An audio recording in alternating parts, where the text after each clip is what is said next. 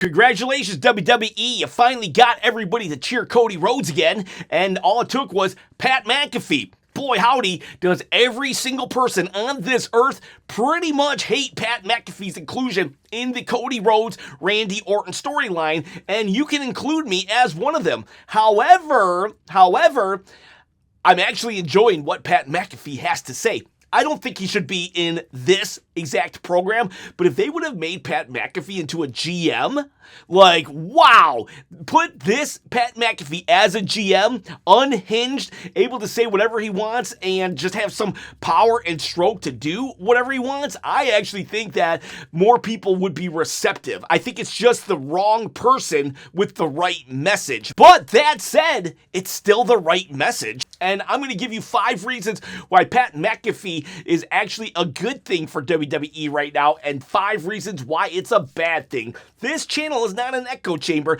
We're allowed to have different opinions. But first, let's talk about this belt on my shoulder. If you want to win it, all you got to do is comment below and subscribe to the channel, people. I am giving it away at 20,000 subscribers on my quest to quit my day job. Look how many subscribers I have right now. We're this close, people. So subscribe and comment. You can win this, not a toy, but a replica title belt. But before we look at the 5 reasons on both sides, let's see what you boys and gals had to say. Carmichael says, honestly, this crap with Pat sucks. Why are we supposed to forget that Pat has been the happiest wrestling fan for the past 4 years? Bulk Spade says, I don't like this Pat angle, but he cut a half-decent promo today. I love AEW Pro Wrestling says, heck, I think Pat McAfee has go-away heat now, and I don't think putting the WrestleMania tickets on sale for 25% off will change anything. Kid Wilkes says, I may have heard wrong, but I'm pretty sure Pat McAfee said he hates Cody because he was born into the business, yet he's advocating for Randy Orton, who was also born in the business. The Wrestle Don says, people won't like it, but Pat McAfee is absolutely right to call out Punk's hypocrisy. He literally said that he had FU money twice in the same promo and then pretended to be the man of the people. And say what you want about Pat McAfee, but he has absolute nuclear heat, which is something that 99% of the heels today cannot have or do. Charles Yancey says, unpopular opinion, I loved what Pat McAfee said to Cody Rhodes. And then Tizmicky says, this feud honestly feels more like it's between Cody, Jelly Roll, and Pat McAfee, and Randy's just there. All right, so now let's get into the good and bad for the inclusion of Pat McAfee. First one is what Wrestle Don said. He actually has real heat. And at the risk of sounding like an old man yelling at a cloud, back in my day, we actually booed and didn't like the heel. I know the term go away heat gets thrown out a lot, and I've done it myself, but at the end of the day, it's heat. I just remember how Seth Rollins' Vision faction just had no heat whatsoever. In fact, Seth Rollins played to the crowd, and I thought to myself, is this the main antagonist of WWE? The fans are singing along with his music and saying his catchphrases, and it was just like, they had no heat. The Vision sucked. All right, so the first reason is what Wrestle Don said. Randy Orton cheap shotted Cody Rhodes and made him a bloody mess, and the fans lapped it up. They loved it. The reason why it's bad, though, it hijacks the main event. Like, seriously, this is no longer... The reason why it's bad, though, echoes what Tizmicky said. It hijacks the main event. This main event no longer feels like Cody versus Randy Orton. It literally feels like Randy Orton is a background player. He had 2 minutes last night on TV. It was all about Pat McAfee. It was all about Jelly Roll and all about Cody Rhodes. Heck, they referred to CM Punk, who was on Raw feuding with Roman Reigns, more than they referred to Randy Orton last night. This main event has totally been hijacked by Pat McAfee. It gets people talking, straight up legit. People are talking. And I'm not even just talking the mainstream media because WWE just wants to get on TMZ. I'm talking us fans. How many thumbnails have you seen devoted to the women's tag team championship matchup? No disrespect to any of the women involved in that, but Nobody's talking about it. Bailey and Alexa Bliss, nobody's talking about it. But Pat McAfee, oh boy, he's trending right now. So, like, there is a buzz. There is a buzz, even if it's just to sign on and say, I hate this. Why it's bad is that right this second, as we're 2 weeks away from WrestleMania, almost everybody that's actually wrestling is looking really bad right now. Pat McAfee is looking like a really good heel. Jelly Roll even looked good because, he's not backing down and he's sticking up for the boys, right? But Cody Rhodes, he looks weak because I honestly think that Pat McAfee kind of owned Cody Rhodes yesterday and Cody could do nothing about it. Randy Orton looks weak because now he's like I said, 2 minutes of airtime yesterday. That's insane. He's the main guy. He just turned heel 2 weeks ago, and the focus is on Pat McAfee. CM Punk looks like a total hypocrite right now, and kind of in a sort of roundabout way, even Roman Reigns looks a little weak compared to Pat McAfee. CM Punk said, I'm going to bury you next to your dead dad. And then what was Roman's retort? You're old. Pat McAfee is saying, bringing up Saudi Arabia, calling him a sellout, everything like that. So it's like Pat McAfee is just like, he's looking like he's so brave he'll say whatever he wants. But that is also on the plus side in that Pat McAfee can say whatever he wants and there's no real repercussions. He can literally call out lame and boring storylines because make no mistake about it, even though Pat McAfee was kind of shoehorned into this storyline, and I don't think he should be a part of this storyline, the fact is Triple H had plenty of time to make Cody Rhodes and Randy Orton actually interesting. He had plenty of time to make this an interesting storyline, and it really wasn't that much to the point that fans were starting to turn completely on Cody. Heck, if he would have just turned Cody Rhodes heel, that might have done the job, but Triple H is just so safe, and Pat McAfee can call it out. He can call it out. He can say whatever he wants and not fear being pushed down the card or being fired or anything because, like, he's buddy with Big Daddy TKO himself. It feels like he has a blank check, and honestly, it's kind of refreshing in a way because WWE has felt very safe and sanitized, and Pat McAfee, for all his faults, definitely not that. Another reason why it's bad is that the story's kind of all over the place. Pat McAfee's trying to save wrestling, right? Okay, but like, you're literally saying WrestleMania Night 2 sucks. You're trying to save wrestling, but you are making fun of fans for being poor. You can make fun of fans who love Cody Rhodes, but you can't make fun of them for being poor. That has nothing to do with saving wrestling.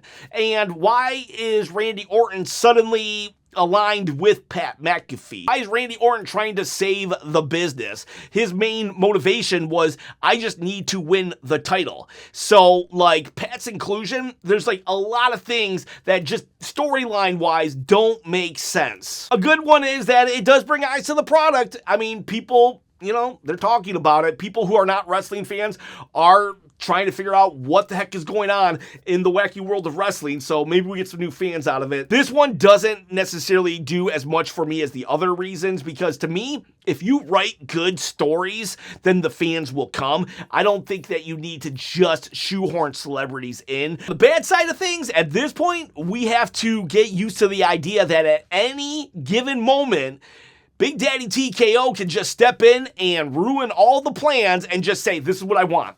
This is their company. They bought it. Like, they own it. They can do whatever they want. If they wanted to have Merkel the Clown come in instead of Pat McAfee, they could have done it. Because as somebody who hates their job, one of the reasons why I hate my job so much is because upper management always feels like they know what's better than the people who are actually on the front lines. And the final bad reason is the fact is Cody and Randy did not need this. They didn't need it.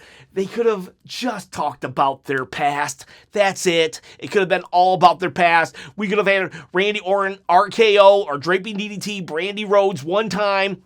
handcuffed Cody Rhodes and repeat what he did to Triple H and Stephanie McMahon. And I'm telling you, this would have been a banger feud. This was like John Cena's retirement tour. It was a home run waiting to happen, and then I don't know, he walked. I don't know, is that a thing? You could walk in baseball? That's what it was. Or a bunt. They did a bunt. We should have had a home run, and this was a bunt. It's like, oh my gosh, like the story just didn't need it. It was all there. It was all laid out, and yet, we had to put Pat McAfee in it. Yeah, I don't know about that. Pat McAfee, they should have just made him a GM over there and had Cody and Randy over here. That would have solved it. But no, they had to try it all, have their cake and eat it too. All right, let's look at some more hot takes for SmackDown. Mr. Pete says, I hate that EO is playing a background character to Jade and Rhea's horrible story. I agree. I don't know why they just didn't make it a triple threat. Wasn't that the story from last year anyways, that Rhea Ripley inserted herself into EO's and Bianca Belair's title match? So why not just have EO do it this year? And, like, that would even help Jade Cargill out, because I feel like a triple threat would just bring so much more story to this, and it would kind of hide some of Jade's weaknesses as a wrestler on the granddaddy of them all. And, yeah. Plus, like, Io and Rhea finally fall apart on the main stage. But she's a damsel in distress here. She gets owned on Monday Night Raw as a plot device for Rhea Ripley to be mad. Why is Rhea Ripley the one protecting Io when Io is the one that has always beat Rhea Ripley? Sean Storm says, why was Pat allowed to call Cody a backstage politician, but Jade wasn't to Rhea Ripley? It's OTW. At this point, just do McAfee versus Jelly Roll for the belt.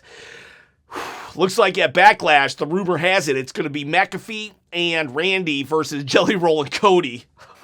Yay! iMillNil UV says the Danhausen versus Kit match should have been longer and had him use his signature stuff like the teeth.